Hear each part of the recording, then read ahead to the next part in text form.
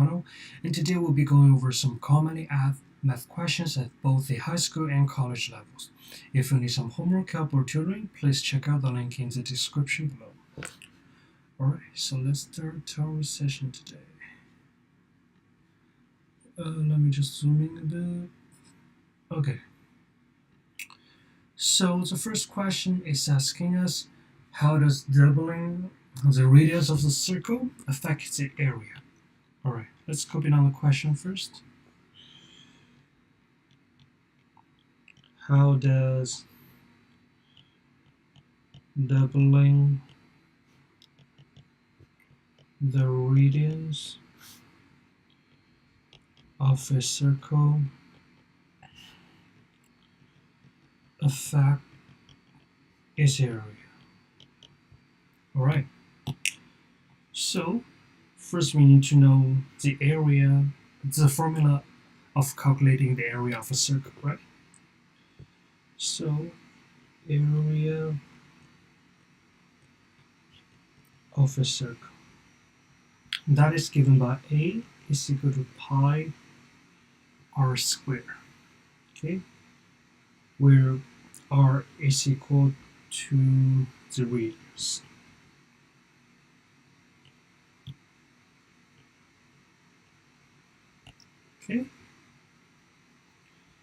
Okay, so go back to the question. If we doubling the radius of a circle, so that means our, let's say r star is equal to 2r, okay, and a is equal to pi 2r squared, because originally it is just r, but now we're doubling it, so that becomes to 2r. So that will be equal to pi times 2r squared, so that's going to be 4r squared, because 2 to the exponent of 2 is 2, and r to the exponent of 2 is r squared, right? So we have 4 pi r squared as our area when radius is equal to r star. And comparing, let me use yellow. So comparing the two area, we found out that the area is increased by 4 times, as the original one is pi r squared and the new one's 4 pi r squared. Okay, so I use another color, so pi r squared becomes to 4 pi r squared, and now we can write our conclusion. Therefore, as we doubling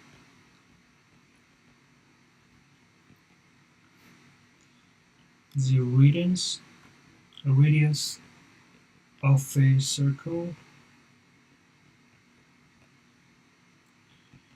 the area increased by 4 times.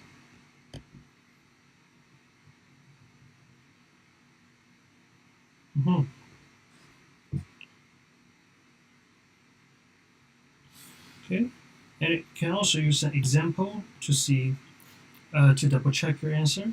Let's say originally we have a circle with radius s1, so a is equal to pi r squared, which is just going to be equal to pi times 1 squared, which is just going to be pi. So that's the first circle. And the second circle, we're doubling the radius, so that becomes to r star is equal to 2 times 1, which is equal to 2. And we're substituting to the same formula of calculating area, which is given by a is equal to pi r squared, and at this time r is equal to 2. So 2 squared is just going to be 4. So the answer will be 4 pi. So from pi to 4 pi, still, as we're doubling the radius of a circle, the area increased by 4 times, okay?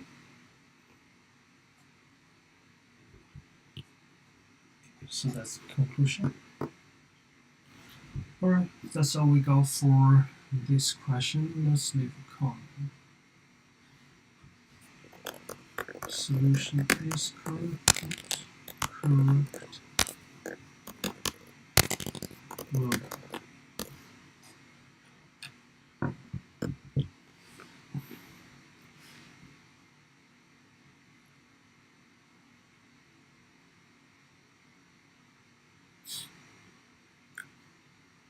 all right. So the second question is asking us what is the derivative of 2x. Okay. So first, let's write it in. Oops. I think there's some technical issues. Just give me a second.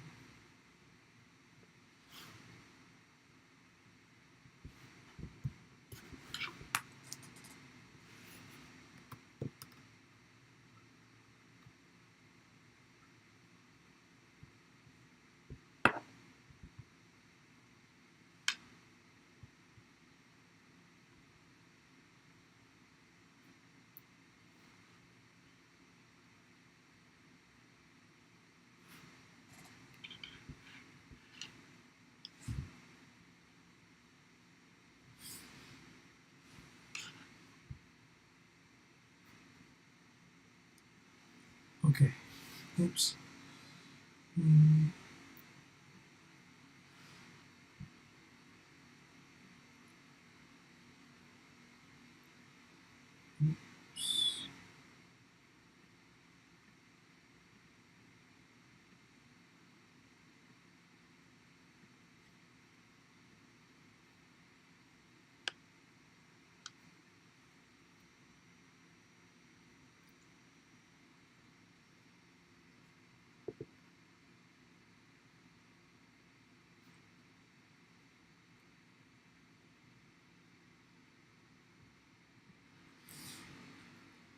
Okay. Let's just go back to this question. And it's asking what is the derivative of 2x. And we know that the derivative of cx is just going to be equal to c. So, which means if we have a 4x, the derivative of that is just going to be 4. And if we have a 5x, the derivative of that is just going to be equal to 5. So therefore, in this case, the derivative of 2x is just going to be 2 itself.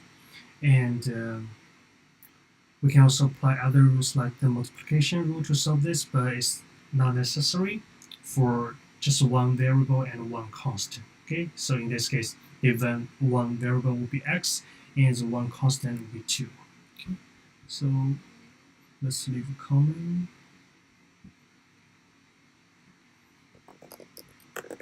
Solution is correct.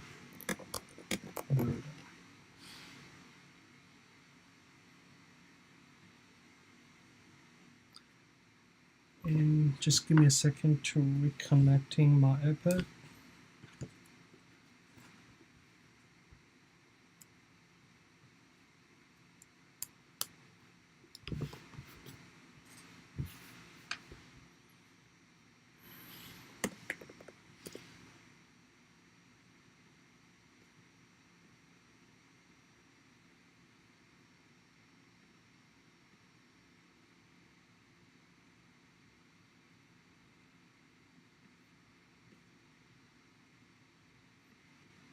Okay, so next question is asking us, let me zoom in a bit.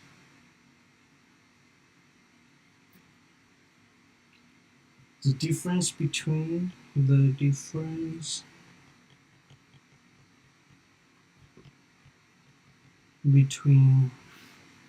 parabola,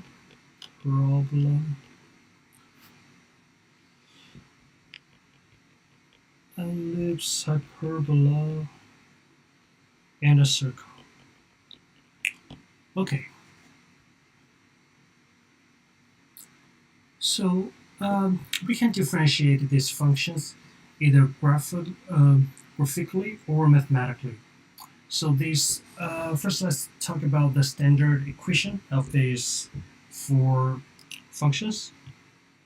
So for parabola, the formula is given by y minus k minus a times x minus h squared. And for ellipse, is equal to x minus h squared, a squared plus y minus k squared, a squared, which is equal to 1. And for hyperbola, that is x minus h squared over a squared minus y minus k squared over a squared equal to 1. And lastly, we have circle, and that is given by x minus h squared plus y minus k squared is equal to r squared. Okay, and now I'll be drawing the graph for each function. So for parabola, let's start to new page. So for parabola, it should be something look like this. So that's x-axis, y-axis. So parabola could be something look like this, or it can also be facing this way. Yeah. And for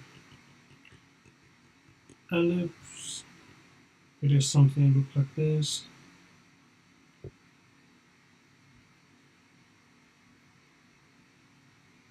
Okay, so that's got a b and negative b, a and negative a. Okay, and for hyperbola,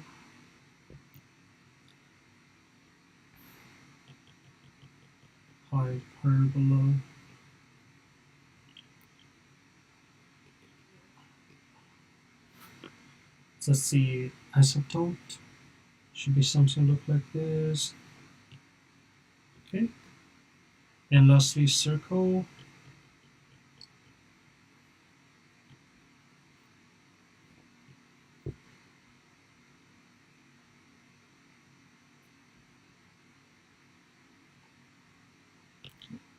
So that's a, negative a, negative a.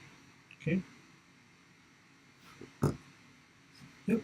So I think that's all we got for this question. Let's leave a comment.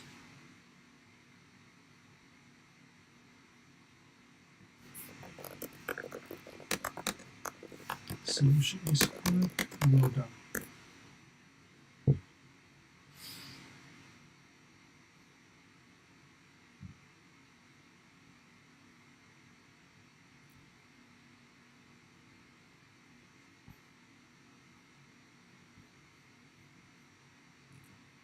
Alright, so our next question is asking us to graph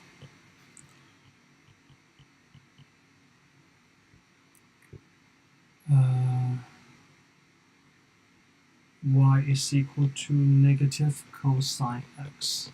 Okay, so we can solve this by just plotting the point. So we have our x, and that's gonna be y is equal to negative cosine x. Okay,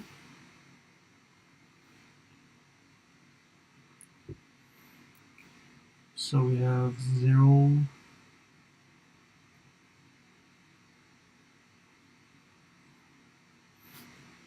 oops, no, so negative 3 pi over 2, negative pi over 2, 0, pi over 2, pi, 3 pi over 2, and we finish at 2 pi.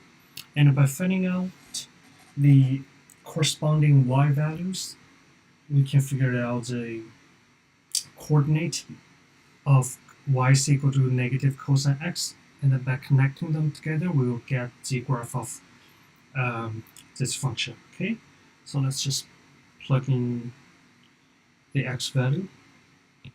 So negative cosine negative 3 pi over 2 it just becomes just equal to 0, and the negative cosine negative pi will be equal to 1, and negative cosine negative pi over 2 is equal to 0, and for negative cosine 0, it just equal to negative 1. Yeah, because cosine 0 is equal to 1. And negative cosine pi over 2 is equal to 0. And negative cosine pi is equal to 1. And that's 0, and that's negative 1. Okay?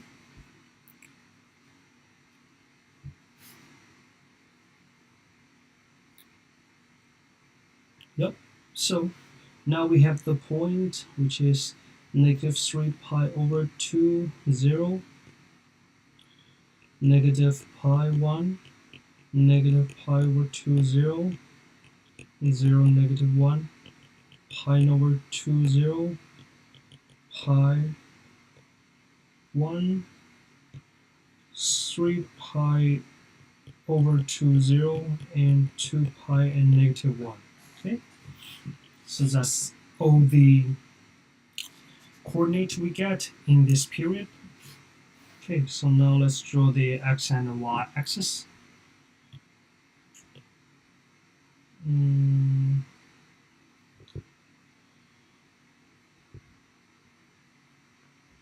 So that's y-axis, that's x-axis. Okay. So we just need to plot each coordinate into the graph, and should give us something look like this.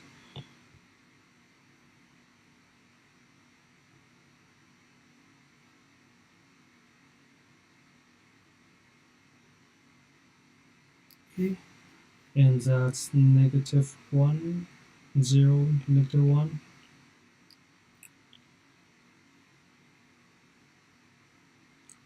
Okay.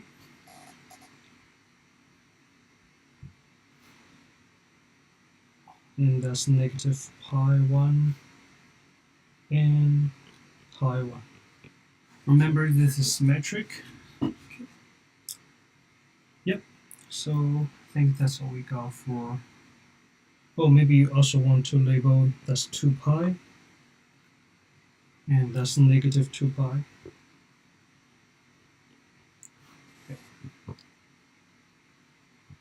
Okay, so I think that's all we got for this question.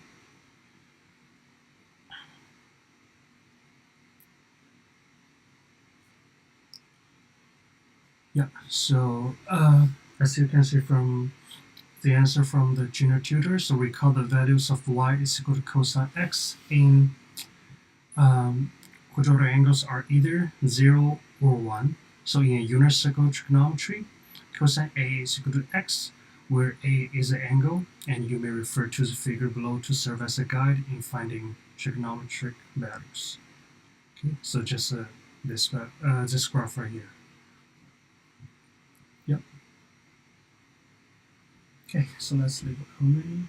Solution is correct. Well done.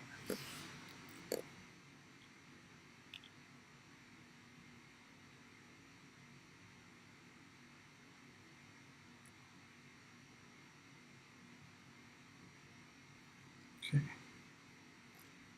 So next we have question rule. Okay. So question rule. Okay. So we normally use question rule when we're solving the derivatives, especially the derivatives of a fraction. Okay, so let's write the keyword down. Let's see, we're given a fx, which is a function, and we also know the or say we are given fx is equal to gx over hx, which is a function, and the derivative of f is given by this, where's d dx fx is equal to d dx gx hx. And now we apply the quotient rule. Apply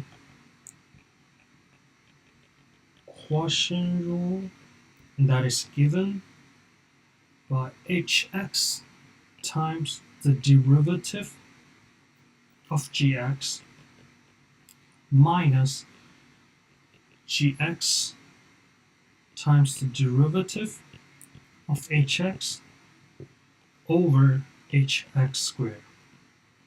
Okay, so I want to highlight a couple points. So the first thing will be in terms as a denominator part, don't forget the square. It always gonna be something square, so the denominator square. Okay, and for the numerator part, yeah. So always remember that is one function itself times the derivative of another function, and remember the connecting sign between them will be minus. Okay, and also that's gx and the derivative of the other function. Okay, so so let's write the step-by-step procedure. So step 1 will be we take the derivative of gx and we multiply it to hx. Okay, and step 2 we subtract the product in step 1 to the product of gx and derivative of hx. Okay, so in our case, that is a result from step 1, and we subtract that by the result by the product of gx and the derivative of hx. Okay, and then coming up we have our step 3. We just need to divide the result in step 2 by square of hx. Okay, yep. So that's how we use quotient rule. Let's leave a comment. Yep. Oh, and also for easy memorizing the rule, we can treat the numbers as high, treat the numerator as high, and treat the denominator as low, and then we just need to memorize the rule like low derivative of high minus high times derivative of low and over low square. And yeah, so let's leave a comment. Solution is correct.